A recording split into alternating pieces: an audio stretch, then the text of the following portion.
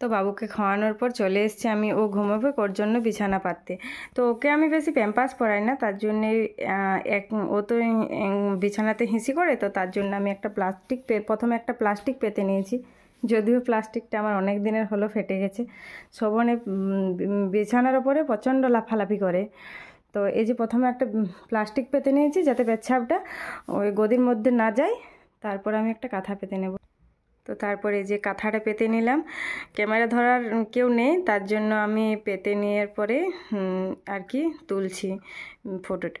তো এই যে কাঁথাটা পেতে নিলাম, এবার আমি এর উপরে একটা গরম চাদর পেতে নেব। যেহেতু শীতকাল, তার জন্য একটা গরম চাদর পাতবো। তারপরে কাঁথাটার উপরে আমি এই চাদরটা পেতে নিয়েছি, তারপরে আরও একটি গরম চাদর পেতে নেব।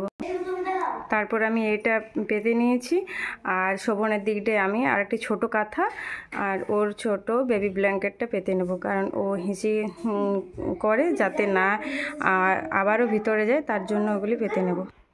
তো ওর শোয়ার জায়গাটায় যে একটা ছোট্ট কাঁথা পেতে নিয়েছি, পরে ব্ল্যাঙ্কেটটা পেতে নেব। তো এই যে ওর জায়গাটায় দুটো ব্ল্যাঙ্কেট আর একটা কাঁথা পেতে নিয়েছি।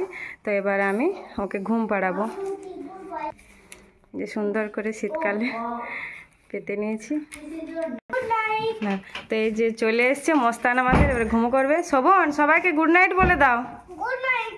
এদিকে তাকাও, এদিকে তাকাও, বলো গুড নাইটকে বাংলায় কি বলে শোভন? আচ্ছা, তো এবারে একে ঘুম পাড়িয়ে নি, তারপরে আসছি।